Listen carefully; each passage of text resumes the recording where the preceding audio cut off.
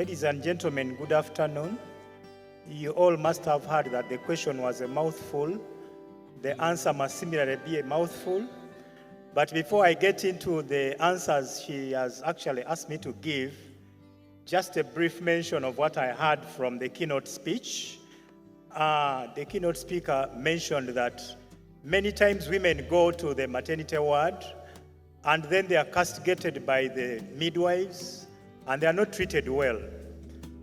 The treatment is even more annoying and more sad when it comes to young people. We have had young people who have been in school and gotten pregnant and gotten to the level of going to the hospital, and the treatment they get there is so bad. But I just want to highlight one of the reasons why those girls must really be listened to properly. Many times, of course, they didn't like the rape. They didn't like the pregnancy. It is also possible that it came from rape. And of all rapists, the rapist could even be an uncle, or even a father, or even a boyfriend. Now, when you begin just castigating like that, accusing the girl of being in the wrong, you are actually causing more trouble to her. And this young girl may not have simply gotten pregnant, but she would also have gotten an infection. Beyond the infection, she would have been pushed out of school. It is only until late that the Ministry of Education is coming up with a guideline of re-entry into school. But in the past, the unwritten norm has been that wherever the school identifies a pregnant girl, the penalty is going home. Yes, it may include home even these days, but she may go home with hope that she can come back sometime. But it is also true that when she became pregnant and she was forced out of school, she went into a very hostile community. You know how communities label these young mothers. They'll call them all sorts of names. They begin referring to their home as the home of spoiled children, the home of parents who don't care. They begin referring to the girl as the sinner, the evil one. We've even had religious leaders do the same, taking these girls that have gotten pregnant at some early level as actually outcasts.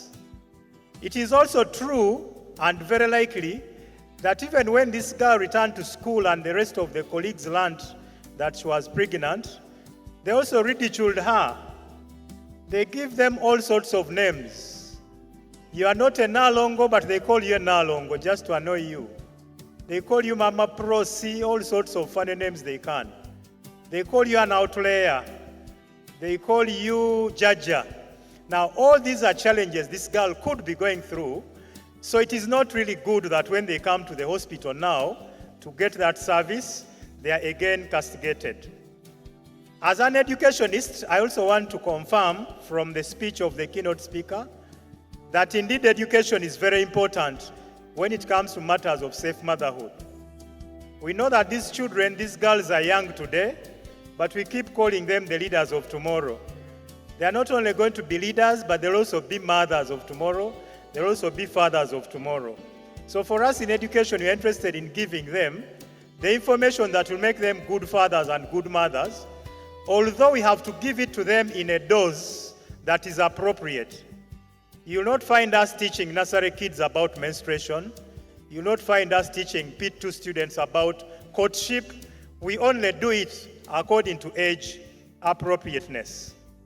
The speaker was also keen to say that it is tricky to talk about sexuality education. Just to assure her that there's no problem, as long as you use the right name for it. The challenge we've had in the country here is that when we embrace this type of education, it came with a very powerful name that confused many people. Actually, at the Ministry of Education, we refused to accept the name comprehensive, and we simply moved on to accept sexuality education. Even then, we learned that there are people who are not friendly with that name. So we actually made efforts to begin reviewing the framework to rename, but also to think of the new content that should come in that package. So no worries, the ministry embraces any information that supports young people as far as their growth and development is concerned. We are actually reviewing the framework led by the Honorable Minister of Education and Mama She is leading the review together with the Minister of Health, together with the Minister of Gender and their permanent secretaries, together with the Minister of Ethics, but also very closely related to the Interreligious Council. You realize that majority of our schools in this country are actually founded by the church or the Muslim leadership, and so for whatever we do, we consult them. And finally, coming from the presentation is the issue of, I think this one has come from my sister here. She was saying Mbale is a place of calamities, and indeed that made me remember that while the girls in Mbale may suffer from the landslides and others, even other young Ugandan girls are suffering from many other physical challenges where they are. We've had, for example, floods in Kasese. They led to closure of schools. Sometimes students were forced into a lockdown again, even beyond the COVID lockdown. Many of them were girls, and when they go home, you know what follows when they are not in school. So we've had girls in Kasese experience that. We've seen the Ebola experience, the Mpox and all that. So it is true that where there are calamities, children are affected, but the girls are even affected more because when they get home, there is normally trouble. As a ministry, we have embraced the idea of allowing teenage mothers to return to school. But that has also not been well received in some circles. There are people who think we have actually spoiled them, that we are going to spoil other girls as well. But for us, we believe that an educated woman actually leads to an educated community. We also believe that when a girl is not educated, you are pushing her direct into the cycle of poverty. Because then when she starts without a job, with a husband who has run away because he fears to be imprisoned, then which type of world are you sending her in? Now, very quickly to the question. I don't even remember the question, but at least I remember the answers that I prepared. Answer number one, as Minister of Education, we see the challenge of gender-based violence. What are we doing about it? We know that gender-based violence starts at many levels. And in many cases in Africa here, it even begins from the home. So we have left what to do in the home to the Minister of Gender. And for us, we are more interested in what to do at school. So at school, we have put up senior women teachers, we have put up senior men teachers, we have put up counselors.